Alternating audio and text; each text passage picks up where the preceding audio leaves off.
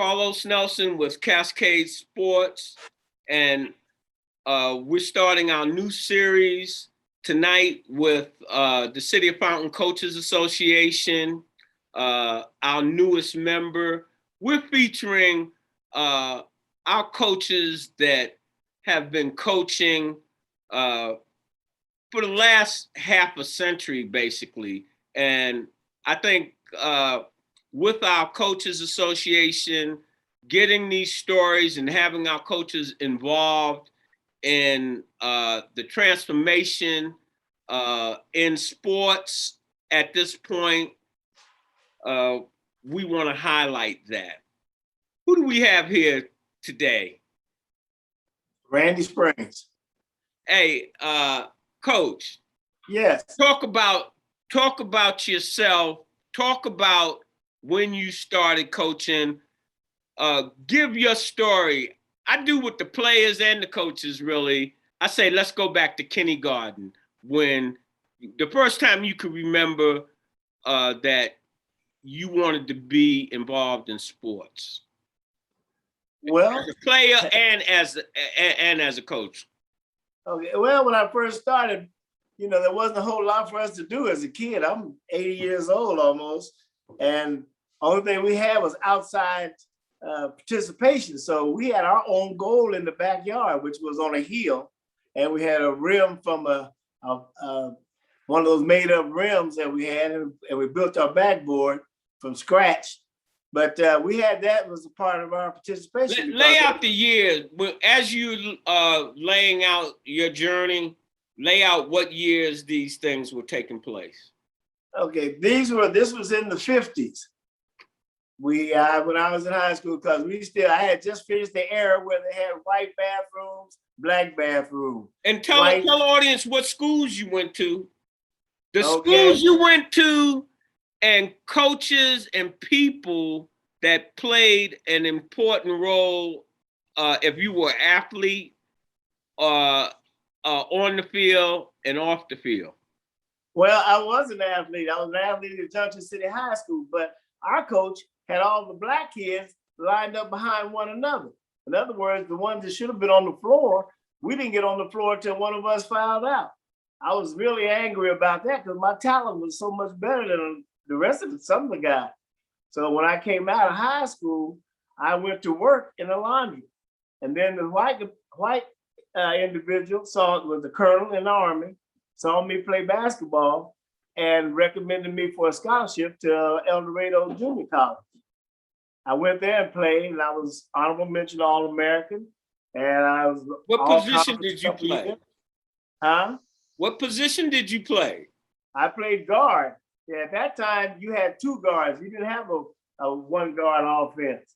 So we had two guards at one time. It wasn't a point guard and a shooting guard.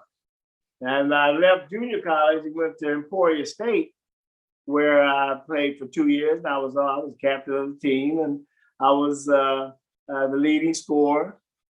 And then after that, I came out, I went to coaching. I coached at Crane Junior High, which was the 11th out of 12 smallest junior highs in Topeka, Kansas. And we won the first and only Tech City championship that they had won in anything. We won in basketball in triple overtime. I'll never forget it. Then after that, for 3 years I was there, I moved on to the high school. I was the assistant coach for 1 year there at Highland Park High School. We have the only Grand State championship that Kansas has ever had. Won that while we were there. We won back-to-back state championships. Then I moved on to What years was that? We're talking about 74, 75. And then I moved on to Wyandotte, which was 81 to 86. And we won 2 state championships and took a third place. And who's some of your players? I'm the cutoff king, but okay. Who were some of your players? I had Calvin Thompson, played for KU. I had I had so many of them, man. It's hard for me to kind of remember right now. Yeah, on camera, I talked to you about Bud Lathrop, right? Right. But see, and you talked to me about, Kansas hadn't gotten that publicity, but now that I'm doing Kansas, I find out, but I knew about people like Lucius Allen and what have you, but Right. finding out that back in the day, you didn't want to play none of them schools over in Kansas. Well, they I don't know. Wyandotte was the big school. The one. That's what I'm saying. Somebody was saying they had the pit, and you didn't want to go play at Wyandotte because you wasn't going to win. You weren't going to win at Wyandotte. You're right. Right, that's what I'm saying. The reason why I got the job at Wyandotte was because the school was becoming black, and they needed a black. So Wyandotte was a white high school. Wyandotte was white. Yes, all white. Again, I don't know, and I don't think my audience knows. When you think of Wyandotte, you think of black. Yeah, 70s and the 80s, Wyandotte was basically all white. See, all right, run the story down, Coach. Run that down. When they changed the boundaries in the city, that made it more opportunistic for black players to go and play at Wyandotte. Before that, the coach at Wyandotte just went and picked certain players. Where were the black kids going to school in? Well, Lucius Allen was the first. Was one of the first that I remember. Because see, I didn't really keep up with them because I was at Highland Park High School, and we were in a different class. They were in the top class. We were underneath them at Highland Park High School. So all you ever read about in Kansas was Wyandotte High School, because he won 10 state championships. Didn't know that. He could get the best players out of Kansas City, Kansas, without breaking the rules. So they never would go over and play Sumner at Sumner, which was all black. Sumner had the best athletes. All right. So and that's why I ended my career at Sumner Academy. All right. What I learned about Sumner Academy, on my political shows and what have you, and this has to do with hijacking our heritage. They were saying how Sumner, and I didn't realize that Sumner Academy, or it was Sumner, and that was all black. Then they went and changed the name, changed the mascot, changed this, and then they started creating a new history of Sumner. And that's what I was saying to you about our networks in general, that we have to tell our own story I really have been in the middle of the transition from a white school to black schools, because now all the inner city schools are Mexican, American, and African American. The white population in the city, in Kansas City, Kansas, in the high schools is very limited now. We have most of them have moved to the Blue Valley schools or the Shawnee Mission schools, or even went to Missouri. But that's the whole thing with the charter schools. I think we talked a little bit about the system in which we live in, period, and what it's designed to do and who it's designed to help. So go ahead on your journey. Well, anyway, I was at Wyandotte for 5 years. And like I said, I had Calvin Thompson. I had Sammy Rourke went to Drake. I had David Johnson went to Oklahoma University. He played with was the young man that killed himself? Not killed himself, but died real early. He was a freshman at Oklahoma. So, and Willie Vaughn played football and he played basketball at KU. And he had Terry. Terry was an excellent basketball player. In fact, I had so many good ball players in Wyandotte, it was hard to cut. And people were kind of against me then because I never only had one white boy over there the 5 years I was over there. His name was Jeff Vestal. How good was he? He's all right. No, he was okay. Mm-hmm. He got to play when the game was no longer in doubt. What was happening with that border war type stuff? When did all that, had that always been there? Say that again now? That the border war per se, that Missouri-Kansas stuff, you know.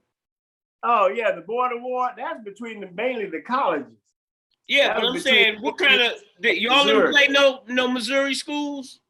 Yeah, we did. Yeah, I never lost to Missouri schools. Because I take it back. Central and some of those. We played Central in Highland Park High School because it came down for a tournament.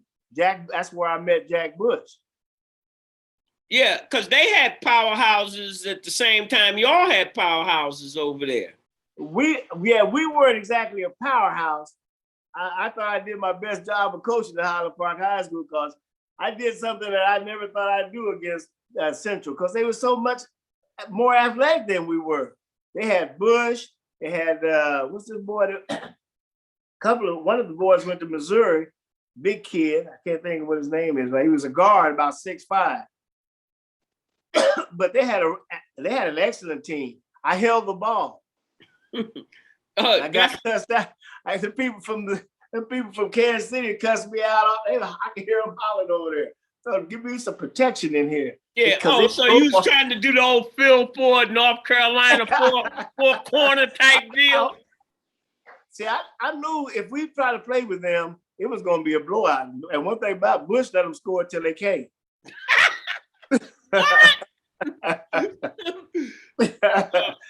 So I wasn't gonna let Jack ruin my career. So what else? Run down. Where else did you coach? Okay, Sumner Academy. After I left Wyandotte, I went to Sumner Academy. That's where I had a kid named Jeff Hawkins, played for KU. We won 2 state championships over there. We went to the state championship 9 years in a row. You in the Hall of Fame over there? Yeah, I guess I'm in the Hall of Fame. I didn't pay no attention to that. I'm in the Hall of Fame at Topeka, I know. All right. But you know what? What's your record, Coach, or do you know your record? I had 600 wins. 600, I think I lost about a couple hundred. I was about 70, 75% winning capacity. And you know what? And I'm still bitter about this today. Because when I was coaching, there wasn't no black referees. I hate to make it sound like sour grapes. No, but it's not. Hold it. Listen, it's history. Yeah. Well, you know, I think I have black referees, and anytime a black coach stood up, I mean, they stopped watching the game and started watching you. What do you think about? Made it hard to coach. About the race in sports? In what capacity? Just in general, how it has played a significant role. Blacks have changed athletics completely. And I think the reason why I did have a lot of success in basketball was because I let the kids play basketball. I played in high school and we was in a strict 35 pass before you shoot. And I had to sell my kids on the fact that more rebounds and more shots you get the opportunity to take. So we were one of the only schools that was fast breaking every time. Well, that's you remember off camera I talked to you about my brother-in-law went to Texas El Paso, but just before it turned it was Texas Wesleyan, and my homeboy Nate Archibald, who played here with the Kings, played there. And I knew Nate. Yeah, and that was really the beginning of and rise of the change as it relates to Blacks being respected as top of the tier. We are the reasons they changed the rules in basketball. Right, we're too athletic. The lane used to be 12 feet until Wilt Chamberlain came along. Yeah, well, when Wilt Chamberlain came along, the price of everything in the NBA, even popcorn, went up. This is true. You're right. And you know, like I said, the reason why I stayed in the coaching was because I was able to overcome, especially when I first started coaching, was overcoming the referee. Because I'm telling you, when I came to the game, now I didn't know if I was going to need to bring my pistol on my knife, one of the two. But we had issues. Well, that was the same issues in New York, but you know what the coaching, you're older than me, but what the coaches that I knew that played basketball, when they would be talking to us as team members, they would say, you got to put it out the ref's hands. Mm-hmm. That's how the black That's exactly what I told my ball players. Was handling all of that tilt stuff. They was like, our coach would blame us. You didn't put it out there. You let the ref get in the game. If you'd have been out 10 points, you don't even, So those are the issues and things that the city of Fountain. It's really hard for a high school kid not to let the referee get in his head, though. You can preach and preach and preach, but it's kind of easy for them to get in their head. Yeah, but that's now maybe not in college and maybe not in the NBA, but they whine in the NBA just like they do in high school. Yeah, but my thing is that the referees is one thing, but the whole structure of the game as it relates to people of color, what we put in the game, what we bring to the sport, and what we're getting out of it. That's the whole purpose of the City of Fountain Coaches Association, to start trying to change some of the behavior in a micro type way, chip at the different issues that are affecting us and that frankly are walling us out of the economic opportunities that are attached to. Yeah, but you know what? That one of the problems we've had there is that we have pushed sports so much, our kids think that when they're talking about 5 or 6 years old, they're talking about going to the NBA instead of being a train conductor. Yeah, but that's the purpose, as we talked off camera with the City of Fountain Coaches Association, and especially with Cascade Sports. Our hallmark is Cascade Sports is home of the student athlete. And well, you really you really have a really good outlet for us. Our kids need to hear that more so now than ever before. Well, that's one of the major missions of the Coaches Association is to institute and support programs that are guiding our kids in multiple directions that help them at every step of the way make better life decisions for themselves. I understand what you're saying, but and like in New York, you got a lot of black coaches, but in the Midwest, you don't have that many black coaches. Yeah, but we understand that. I was the only one in Kansas City for a while.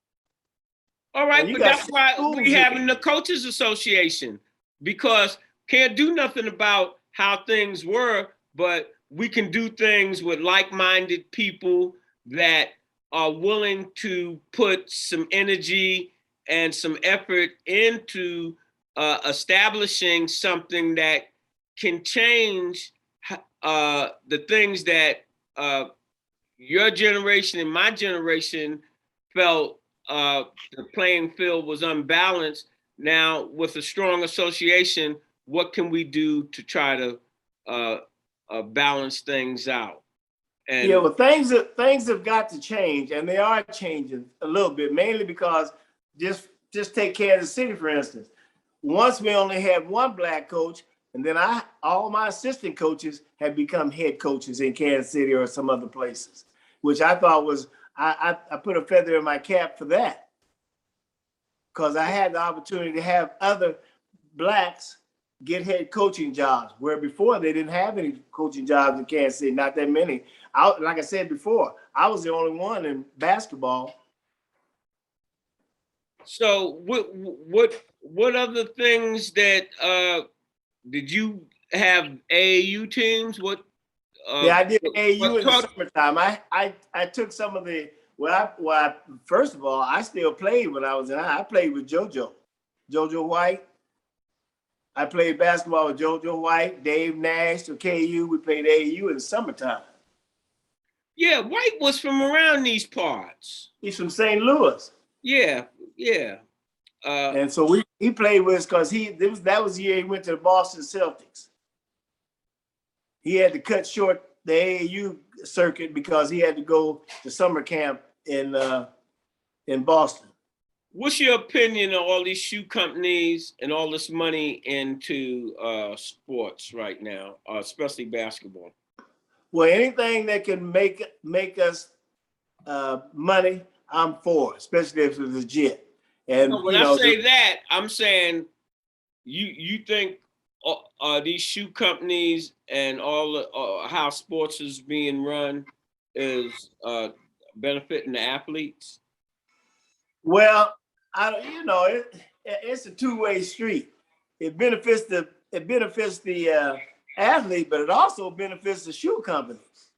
Yeah, but I'm saying, you ever read the book, The $40 Million Slave? No, I haven't. All right, it's about the NBA. In a microcosm, I'm saying, you look, they set out a dozen people, they making all of this money, or 2 dozen, right. 3 dozen. Look who's paying them. Not only they paying them, they paying 25 or just like them big sums of money. So what are they making off of your back? Yeah, it's just like they just passed the law. I mean, the law where athletes can receive money in college. They should have done that 25, 30 years ago. Yeah, well, I ran track, and if you understand sports, the Olympics and all of amateurism has never really been. And amateurism, it sure hasn't. All right, but they use that's the slave mentality. They have you out there performing, and the system is making billions on you. And exactly. Then when you ask for something, especially like in the college situation, we give you a scholarship. But you're bringing a top 25 athlete in any sport, especially if you're a top 5 athlete in the nation, you go sign with that school, you bring 200-300 million right there. Yeah. You know what? See, like when I was familiar with, when I was coaching in Topeka, I used to be at KU all the time watching, the players and meeting them and just hanging out a little bit. They was buying those kids everything. Especially, you remember Unsel and some of the top players that KU had. Well, Wes Unsel? Are you talking about Wes Unsel? I'm sorry. You said Unsel. Are you talking about Wes Unsel, who played for the Bulls? Unsel, right. All right, because I lived in Laurel, Maryland before I came here. I lived in D.C. before I came here. And I knew Wes, Bobby Dandridge. I knew a lot of the different players that were on those teams. But I didn't know he was out here. Yeah, well, they were all getting taken care of, real taken care of. The problem they had was, Wilt Chamberlain wouldn't come back and get the awards and stuff they wanted to present him because he couldn't go into a restaurant and get a hamburger. Yeah, that's like Muhammad Ali coming home. Yeah, he left and went back home, and they had to go get it because he wasn't coming back. He finally came back. Let me say this. I know the whole deal on him. My brother-in-law, one of the guys that went to school with Wilt, has the most extensive collection of Wilt Chamberlain memorabilia that they have and KU wanted that. Again, from my perspective, hijacking your history, putting it the way they want it. And there are a lot of athletes like LeBron James, as Wilt. You didn't want me then, so I'm not really trying to cooperate with you. But most of our athletes, they try to put the best face on and do what they got to do so that they can maintain a livelihood.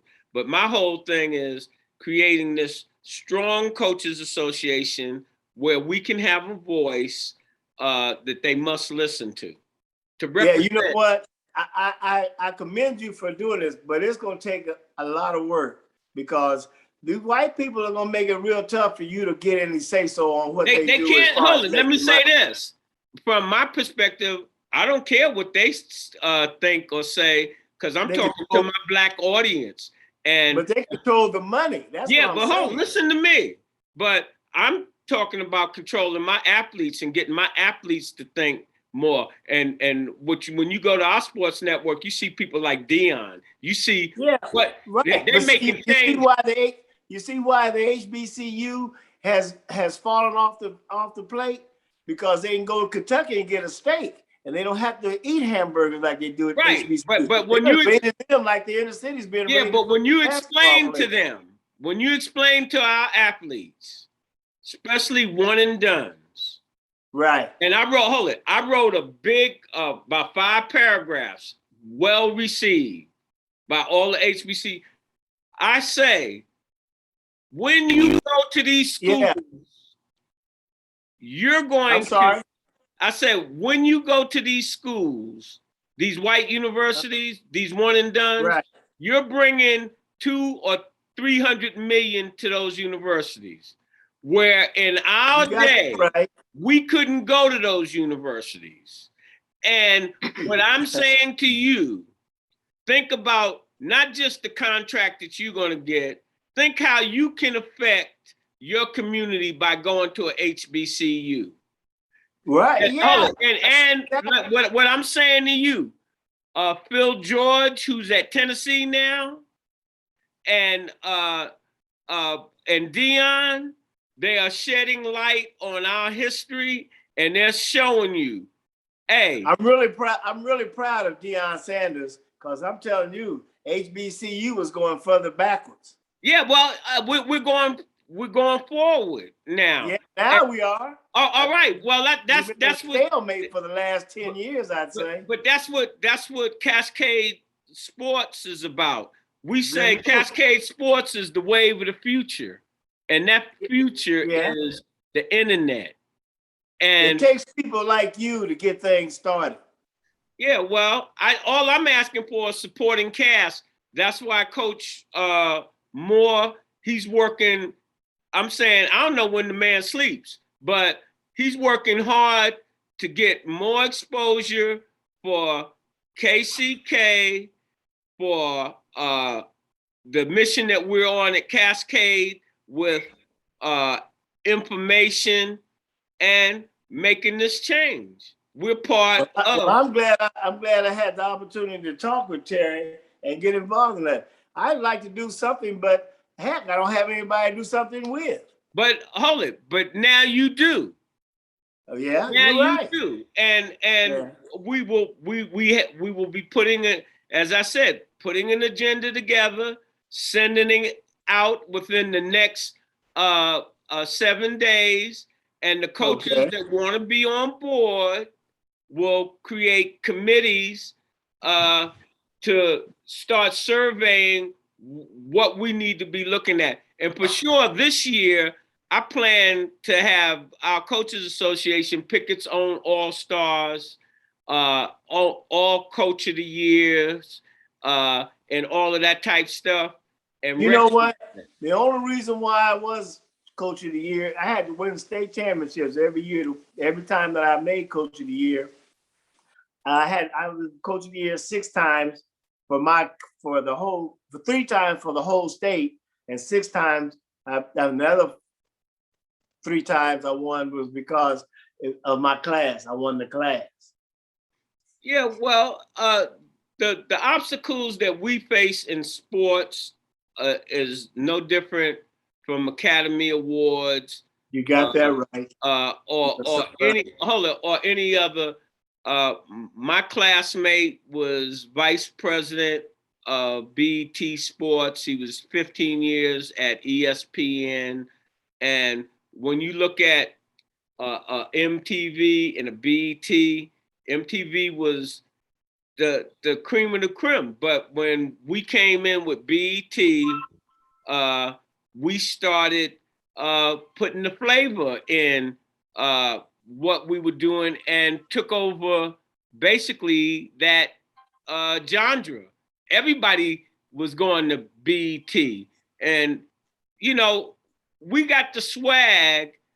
All we had to do is start implementing, have the plan and implementing. And one thing about it is, before now we didn't have a voice. We got a voice now. You got what, 70% NBA players are black, 70% of the NFL players are black. The main thing is connecting with them. Now, where before we didn't have one. The main thing is connecting with them, and not just them. Like I said to you, you have coached so many kids. Some of them are famous, or some of them have notoriety in their lane, and bringing them together onto the network, we can make a change. We can make a change together. I believe that. Hold it. And we don't really need to be sanctioned by anybody, because anything we want to do, we have to start learning how to finance what we want to do and make it happen. And then we're operating on our own volition. But until we do that, we're not going to go where we need to go. And exactly right. I plan to put my money, and have been putting my money where my big mouth is. Okay. Well, I put it like this. When you reached out to Kansas, you're really trying to include everybody. Yeah, well, we're not just going to reach out to Kansas. We're reaching out to the diaspora across the planet. Well, what I'm saying is, you're reaching everybody. Yeah, we're trying to let you know we're here. This is our program. You are looking at yourself in the mirror when you're looking at Cascade. The things that we want to represent the best of our community. I'm anxious to see how far you take this. I'm gonna take it. Hey, bro, listen. Yeah, I'm not the one on the fast break. You pass the ball and I blow the layup. No, wrong person.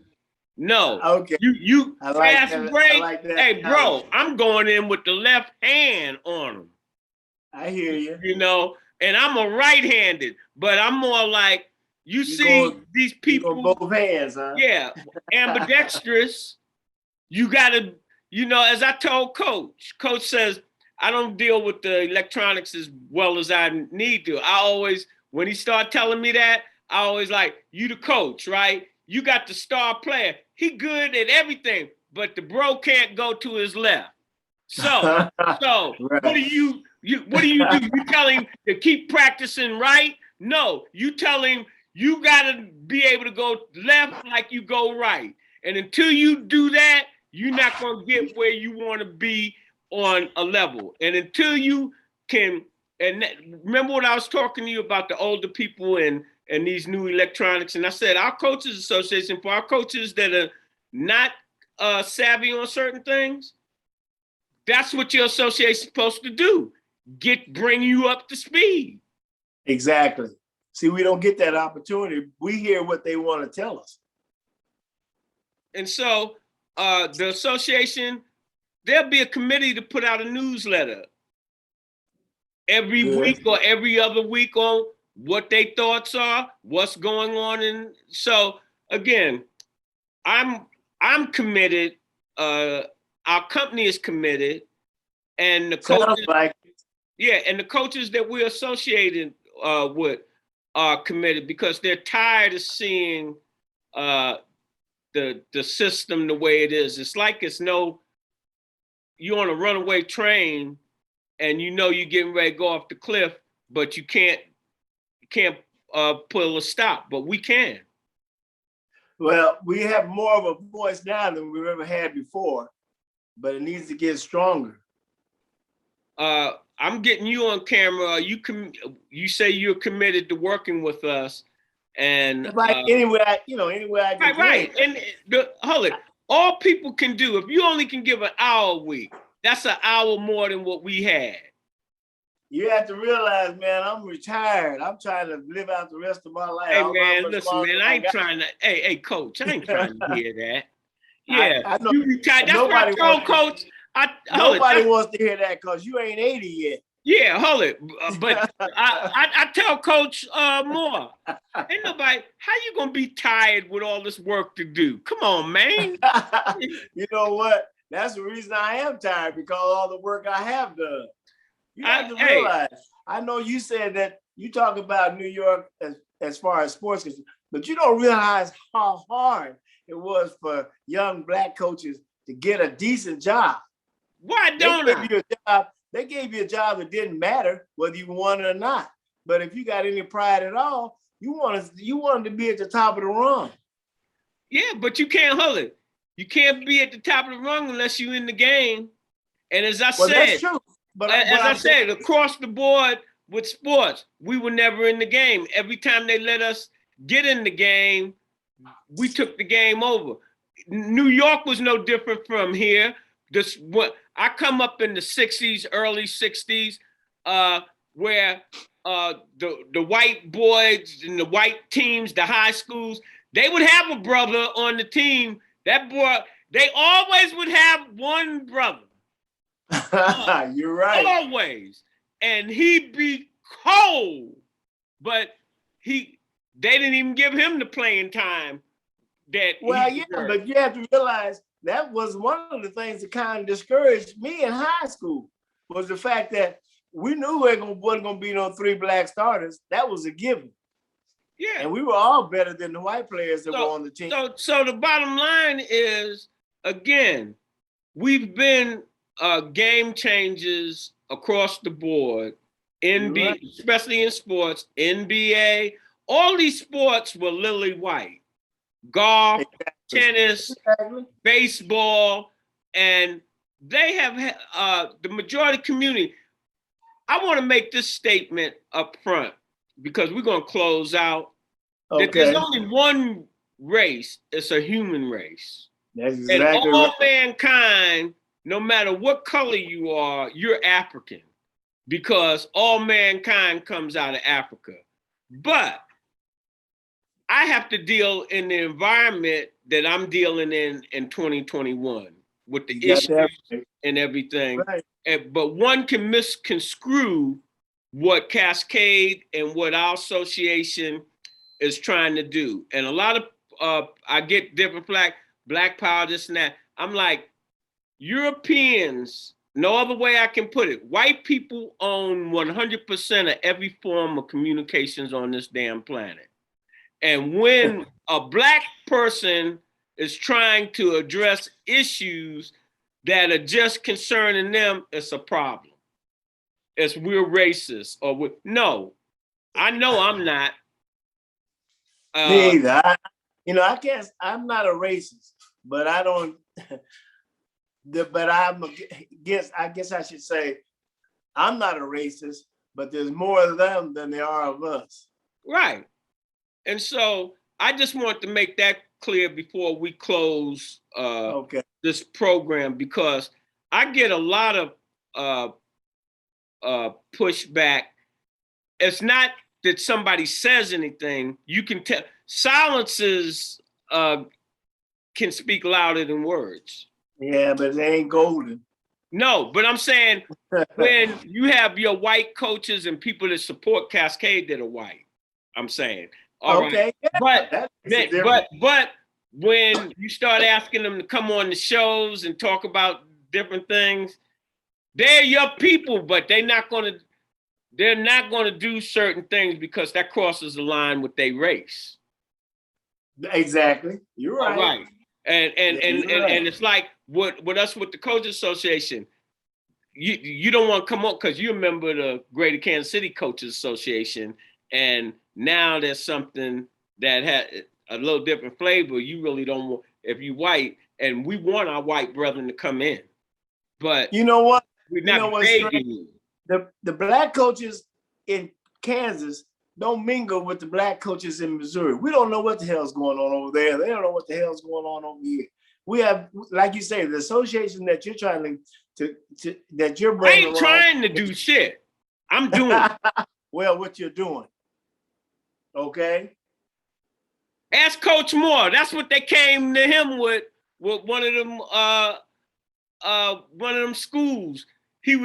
Coach asked, he was asking them about doing interviews with the team or whatever. And the man asked him, well, what is it you trying to do? Coach said, I ain't trying to do nothing. We doing. Yeah, they're always suspicious. That's damn sure. Hey, I'm like, if Metro came, you wouldn't be asking them what they trying to do. Yeah, right. Don't insult me. And so I'm pugnacious, and I'm not going to let you slight me. I come from where I've lived in New York, the Bronx, it was an all Jewish neighborhood. We were the only Black family there. And Jewish people, they defend. You better not say too much about nothing, because they're going to jump right on your ass. Okay. All right. But Black people, when they offend us, we just be silent. I ain't the one. I'm John Henry. I hear you. I ain't the one. More John Henrys. Yeah. That's the problem. We don't have enough yeah, John Henrys. And even, I'm going to close with this. Okay. They doing a new story on Muhammad Ali and Malcolm X, right? You know about that? The new movie that's coming. All right. But they don't have Minister Farrakhan. This is documentary. They don't have Minister Farrakhan in it. What they have is Malcolm's kids and I think Muhammad Ali, some of his kids. But Malcolm's kids didn't know Malcolm. All they know is what, all they know is what has been told. How are you going to be doing a documentary on two iconic Black figures, and one of the only persons that really knew them and was alive was Farrakhan, and he's nowhere mentioned in the documentary on telling you about your people. I'm like, so if you really are not understanding what media does and how things are being shaped, and when you do not have the ability to tell your own story, you lost. Being raised in the Midwest, I've been going to mostly white schools. I didn't know anything about our culture or heritage at all. All we knew was about the Peanut, Harriet Tubman, and who else? There's one or two other people. And the main thing is 5 people. The whole time I'm in high school, all I talk about was the 5 people that, they wanted us to know about. Well, you knew more than I, because I come up with Run, Dick, and Jane and Sally, the books I was reading. That's right, Run, Jane, Run.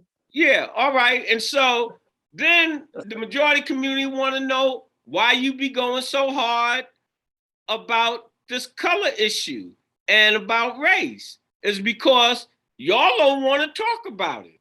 No. Then you have us, a certain segment of my own community that don't want to talk about it. But yet, it's the white elephant in the room, and it's smothering us. We can't breathe. We're just now getting to the place now where we're speaking out. Where we've had what now? I'm not saying not parades, but when we march, look at the difference in the marches. They can carry guns. We can carry banners. Yeah, well, we go to jail. But that's on this level. That's why the Coaches Association is there, so that we can put things. I come up in the school, if it's not reduced to writing, it don't exist. Where whatever's wrong, we can try to deal with some of those issues. What I would like to ask you, what would be some of your closing comments to our audience? I would say the organization that this young man is striving to have will benefit all of us. not just the Black community, but Right. all of them. And that's something that's we've been needed. And I applaud you for doing this. You know what I say, Coach? When I'm talking to my white brethren, if Kansas or Kansas City wants to be the city that all the talking heads say they want, and the city to thrive and be, well, it cannot be well if the Black community is not well. Exactly. Exactly.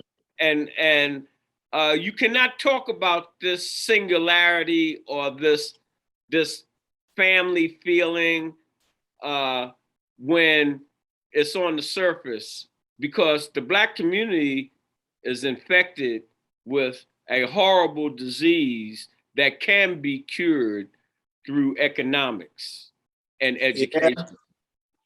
This situation here is what we've been dealing with, has almost been like cancer. We can't get rid of it. We can get rid of it, but you have to have resources to do that. And how long have they tried to get rid of cancer? Oh, they probably already got the stuff for cancer. They ain't never got rid of cancer. Yeah, but hold it, because they didn't want to. We're using petroleum That's projects. my point. Yeah. That's my point exactly. But see, you remember what I said earlier? If you want to solve a problem, put your money together and then you solve it. Everything I've done, and so where I'm at, I ain't looking for them to solve my problem or my community's problem. We'll solve it. It might take a minute. That's our responsibility. Yeah, you're right. Right. And as I told you, we were doing the HBCU presidents, and when I talked to them in private, our whole community is on a nonprofit footing. Everything, most of the organizations and everything are nonprofit. That means that you got your hand out. And when you have your hand out, these people require you to drink their Kool-Aid, and then not only you drink it, they require you to distribute it in your community. And all right, and so I don't need to say any more on that. That's another show. One thing I would like to say, Coach, I really appreciate you coming on. I really appreciate you becoming a member of the City of Fountain Coaches Association, and let's see how we can turn this thing around. We might not see it, as Martin said. Yeah, that's right. All right, but we can try to lay right. And that's all we can do. That's all. You're right about that. But I'm not going to sit back and do nothing. But things have got to change. Things have got to change. They're not going to change by osmosis. No, they're not. It's not going to change just by talking about it either. Right. So, as we always say in closing, when you invest in your community, you're really just investing in yourself.